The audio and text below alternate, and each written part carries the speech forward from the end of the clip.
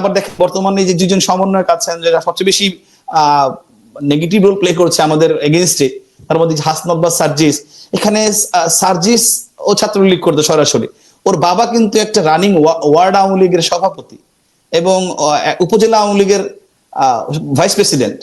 আপনি কিভাবে বলবেন তার বাবা আওয়ামী লীগ রাজনীতি করছে? কার মনে কি আছে সেটাকে অন্তর্যামী কেউ না, জানার কোনো সুযোগ কিন্তু। ধন্যবাদ। আমি যখন দায়িত্বে ছিলাম তখন 2019 সালে আমি দায়িত্ব শেষ করি সেপ্টেম্বরে।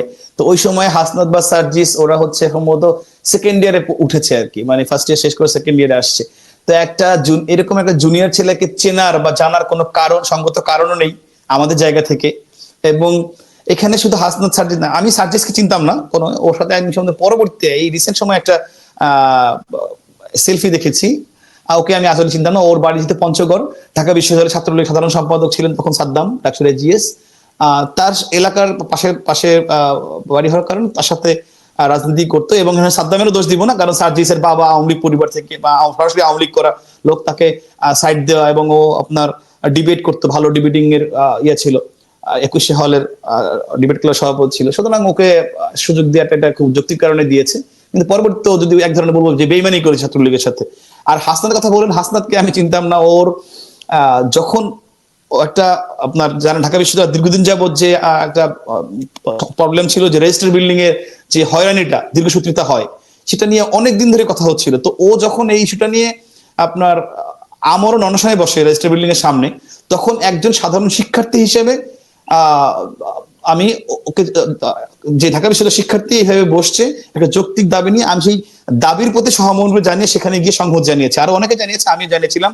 যেহেতু ডাকসুর জিএস হিসেবে ঢাকা বিশ্বের শিক্ষার্থীরা আমাকে ভোট দিয়ে নির্বাচিত করেছে, তাদের কেউ একজন, যে কেউ, সে যে দলের বা মতের হোক, সে একজন যদি যৌক্তিক কথা বলে, দাবি জানায়, তার পাশে থাকা আমার দায়িত্ব। এবং এই জায়গাটা আমি একটু অ্যাড করতে চাই।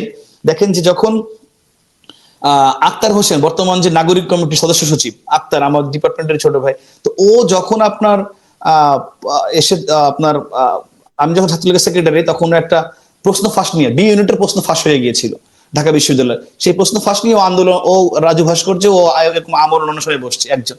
তো তখন কিন্তু আমি প্রথম গিয়ে সংহত জানিয়েছিলাম যে যেহেতু তখন আক্তার কে বা পরিচয় কে আমি জানি না, যাচ্ছে একটা শিক্ষার্থী একটা যৌক্তিক কথা বলেছে, একটা আন্দোলন করেছে, যেটা বঙ্গবন্ধুর আদর্শ, যে একজন হলেও সে যদি ন্যায্য কথা বলে, ন্যায্য পক্ষে থাকে, তার পক্ষে থাকো।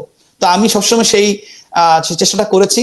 আমি কোনো ব্যক্তি দেখি নাই, দেখেছি তার কাজটা কি, তার উদ্দেশ্যটা কি। সে যখন বলেছে আমি বলেছি এটা হতো, এবং আমি বলার কারণে ওই সময় ওর পাশে বসেই আমি কিন্তু প্রক্টর স্যারকে ফোন দিয়েছিলাম যে স্যার এটাকে মানতে হবে, এটা যৌক্তিক, পরীক্ষা আবার হতে হবে।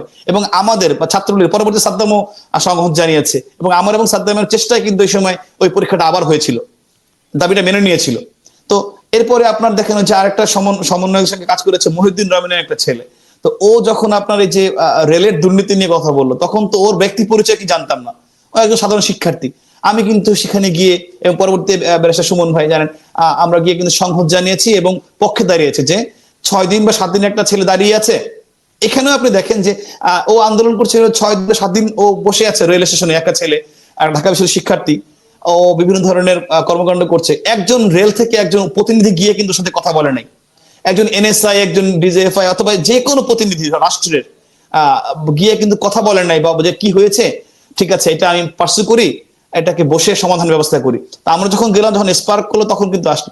তো এইভাবে কে ব্যক্তির নামের সাথে আমার কোনো সংশ্লিষ্টতা নাই। আমি আগে বলছি, আপনি এখানে হাসনাত বলেন বা রনি বলেন বা যে যাদের কথা বললাম আক্তার, এরা যখন ন্যায্য কথা বলছে, আমি এই দাবিগুলা, এই চেষ্টা যদি আমাদের ছাত্রলীগের একজন কর্মীর পক্ষ থেকে আসতো, আমি অনেক বেশি খুশি হতাম। যে ছাত্রলীগের, কারণ গভর্নমেন্টে থাকলে, গভর্নমেন্টের সঙ্গে সংশ্লিষ্ট আছে, তাদের তো উচিত যে কোথায় কোথায় কি অসঙ্গতি, কি সমস্যা, সেগুলো নিয়ে কথা বলে, সেখানে আওয়াজ তৈরি, সেখানে দাবি জানাই। তো ওরা এগুলাকে নিয়েছে একটা এজেন্ডা হিসেবে, এবং সেই এজেন্ডা দিয়ে ওরা লাইমলাইটে আসছে।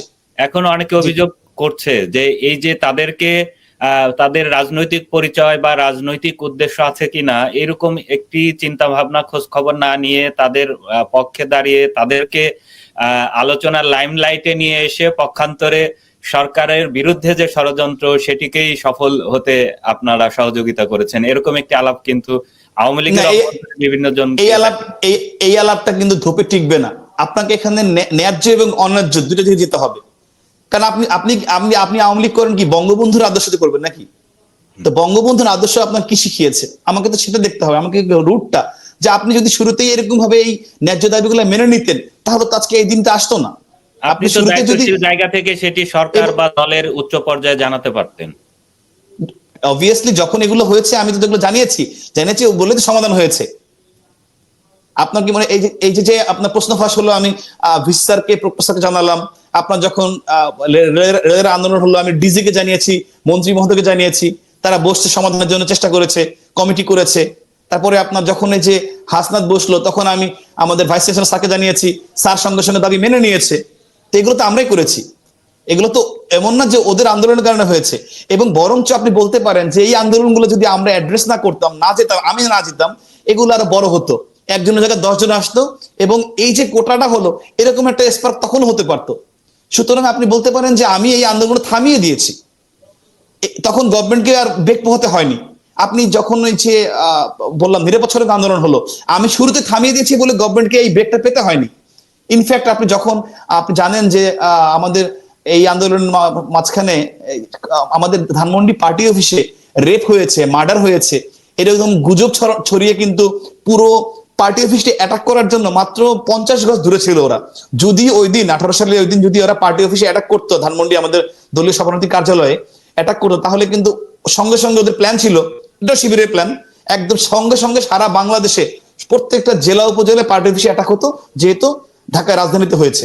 তো এই প্ল্যানটা যখন আমরা বলছি, আমি কিন্তু দায়িত্ব নিয়ে, আমি এককভাবে একদম দায়িত্ব নিয়ে সিটি কলেজ থেকে আমাদের কেন্দ্রীয় ছাত্রলীগের, আপনি চিনতে পারেন দেলোয়ার রহমান দীপু, উনি স্কুল ছাত্র সম্পাদক ছিলেন, তিনি সিটি কলেজ টিচার ছিলেন, তাকে ফোন করে সঙ্গে সঙ্গে আমি ক্লাস 7 এবং ক্লাস 9 এর একটা বাচ্চা ছেলে একটা মেয়েকে আইডি কার্ড পরিয়ে আমি পার্টি অফিসে নিয়ে গিয়েছি এবং ওদেরকে দিয়ে লাইভ করিয়েছি শিক্ষার্থীর প্রতিনিধি হিসেবে। সেই লাইভে ওরা পুরো পার্টি অফিস ঘুরে দেখেছে, দেখে বলেছে যে, আমি বলছি দেখো তোমরা প্রত্যেকটা একদম each and every inch corner of party office, তা দেখে ছাদে গিয়ে বলেছে যে না এটা গুজব, আপনারা বিশ্বাস করবেন না, আমরা প্রতিনিধি হিসেবে আসছি, এখানে কোনো মার্ডার হয় নাই, কোনো রেপ হয় নাই। এই ঘটনা আমি যে দায়িত্ব নিয়ে করলাম শিক্ষার্থীকে এই ঝামেলার মধ্যে নিয়ে এসে, এটা করার কারণে কিন্তু আর ওরা এই ষড়যন্ত্র বাস্তবায়ন করতে পারেনি। সুতরাং ষড়যন্ত্র ওরা করবেই, বারংবার করবে, চেষ্টা করবে। আমার কাজ হচ্ছে আমি কোনো লুপহোলস রাখবো না, আমি ওদেরকে সেই সুযোগ দিব না। যে সুযোগটা আমরা এই কোটা আন্দোলনে এই 24 ওদেরকে দিয়েছি, সেই সুযোগটা দেয়া ঠিক হয় না।